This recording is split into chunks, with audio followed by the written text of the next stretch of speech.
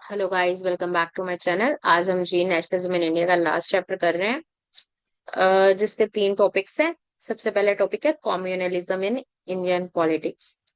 तो कम्युनलिज्म का मतलब क्या होता है? कम्युनलिज्म एक पॉलिटिकल आइडियोलॉजी है।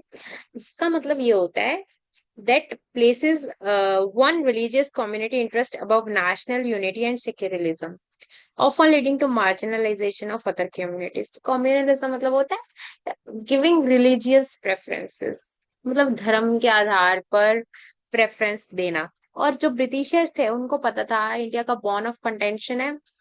बॉर्न ऑफ कंटेंशन धर्म जाति बन सकता है क्योंकि यहाँ पे ऑलरेडी बहुत ज्यादा डिवीजन है। तो अब उनको राज करना था, उन्होंने डिवाइड एंड रूल करना था, जिसकी वजह से उन्होंने इसको हमारी जो दुखती नस थी उसको चुना। और उसके बाद वो 1909 का जो गवर्नमेंट ऑफ इंडिया एक्ट था, जिसको पार्लियामेंट्री रिफॉर्म्स भी कहा जाता था, ये देखिए हमने पढ़ा था ना लास्ट लेक्चर में। उसमें सेपरेट इलेक्टोरेट्स की बात करती, जिसने इस चीज को और बढ़ा दिया। अब सेपरेट इलेक्टोरेट्स क्या होता है, ये मैंने यूनिट 3 में आपको बताया था, तो भी मैं बता देती हूँ कि ऑन बेसिस ऑफ रिलीजन आप बात करो, वोट करोगे, मुस्लिम मुस्लिम को ही वोट करेगा, तो ये सारी चीजें।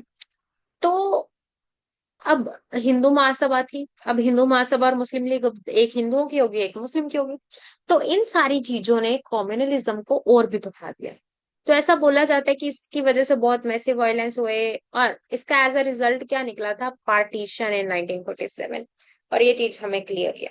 तो ऐसे बोला जाता है कि तीन फेसेस में बचा हुआ है, मॉडरेट, एग्रेसिव और एक्सट्रीम। और एक्सट्रीम क्या था? डायरेक्ट एक्शन थे 1946 में, जिसकी वजह से पार्टीशन रायोट्स हुए थे। आपको पता है जब हमारा देश बेटा दो हिस्सों में बटा था ना, खून के दरिया बह रहे थे, खून के दरिया।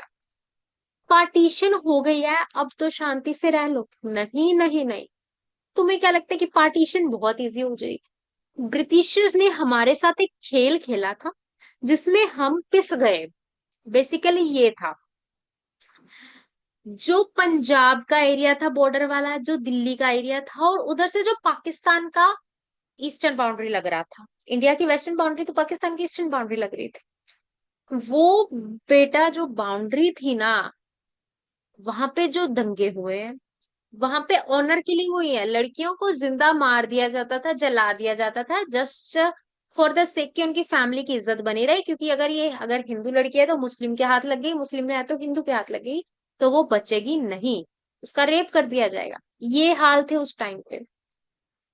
मतलब we are not dividing on basis of Hindu Muslim, but हाँ, अगर पाकिस्तानी और इंडियन है, मतलब इतना एग्रेशन था उस टाइम पे। ठीक है। तो उस टाइम में ये पॉलिटिक्स खेला गया, ये हमें ऑन रिकॉर्ड्स पता लगता है। यही बात कर रही है, पार्टीशन रायोट्स में यही आता है। रेप्स हुए थे, मर्डर्स हुए थे, मतलब कोई किसी को देके कुछ नहीं था, ये वो वाली बात थी। ठीक है। तो इसमें वो बात की गई है। उसके बाद आते हैं two nation theory and partition. ये सब रिलेटेड है। कम्युनलिज्म आया तो टू नेशन थ्योरी लगी ना। अगर कम्युनलिज्म नहीं आता, जाति धर्म नहीं लाते अंग्रेज, तो नहीं होता ना। All of these things started with the partition of Bengal. आप ये भी कम्युनलिज्म में लिख सकते हैं ना। तो सर सैयद अहमद खान का आइडिया था टू नेशन थ्योरी का। और ऑल इंडिया मुस्लिम लीग 1906 में बनी थी, और इन्हीं के अराउंड वो सारी पॉलिटिक्स घूम रही है टू नेशन थ्योरी की। कि धर्म के आधार पर आप दो देश बना दीजिए, सर सैयद अहमद खान ने कहा था। एक वो देश बना दीजिए जो मुस्लिम डोमिनेटेड होगा, एक वो देश बना दीजिए जो हिंदू डोमिनेटेड होगा।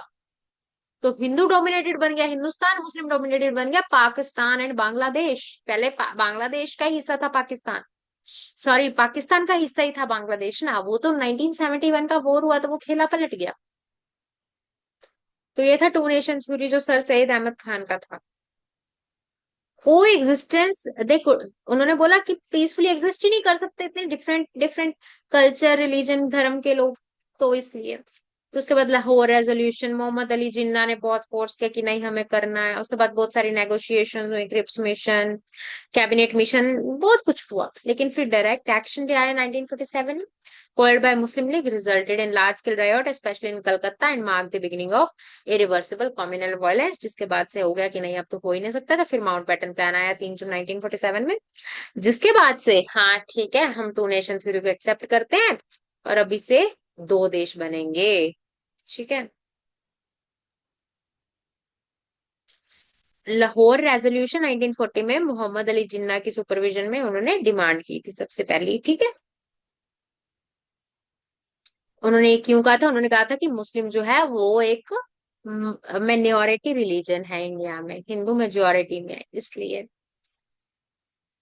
तो ये फेलियर, क्रिप्स मिशन में भी उन्होंने बोला लेकिन फेलियर हो गया, कैबिनेट मिशन में भी रिजेक्शन हो गया, फिर उन्होंने डायरेक्ट एक्शन प्लान लाया 1946 में, और फिर ये सब हुआ, फिर माउंटबेटन प्लान में हो गया, 10 मिलियन पीपल डिस्प्लेस हुए, तो मतलब बहुत सारा नुकसान हुआ, ठीक है। उसके बाद आता है independence and integration of Indian states. अब देखो, उस टाइम की जो सोसाइटी थी ना, वो प्रिंसली स्टेट्स भी थे, राजे रजवाड़े जिनको बोला, मतलब उस टाइम पे राजे रजवाड़े भी थे। तो ये सारा काम दिया गया सरदार वल्लभ भाई पटेल को, जो कि फर्स्ट डिप्टी प्राइम मिनिस्टर थे और होम मिनिस्टर थे, कि आपको ये 565 प्रिंसली स्टेट्स जो कि भारत सब कॉन्टिनेंट के बीच में पल रही हैं, इनको इंडिया के अंदर इंक्लूड करना है या फिर ये पाकिस्तान के, ये इनका खुद का डिस्क्रिप्शन है। अब हैदराबाद अगर बोल रहा है कि मुझे इंडिपेंडेंट रहना है, तो बेटा हमारे देश के अंदर एक और देश पल रहा है, तो क्या this is okay for Indian security? तो ऐसे ऑपरेशन पोलो किया गया। उसके बाद जूनागढ़ वाला बंदा बोल रहा है कि नहीं, ये जूनागढ़ हिंदू मेजोरिटी रीजन था, पर उसका रूलर रूलर जो था वो मुस्लिम था, तो वो चाहता था पाकिस्तान के साथ होना, लेकिन फिर वहां पे प्लेबिसाइट हुआ, फिर वो हुआ कि नहीं हम तो हिंदुस्तान में जाएंगे।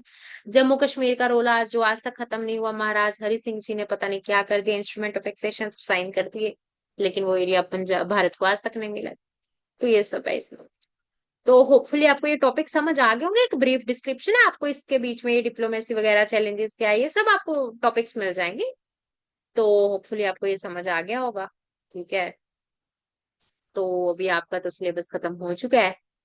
तो अगले सेमेस्टर में अगले जी के साथ मिलेंगे। अगर आपको अगली जी में मेरा वीडियो चाहिए रहे तो आप अपनी जी का मेंशन कर दीजिएगा जब भी आप, मतलब नेक्स्ट सेमेस्टर स्टार्ट होगा।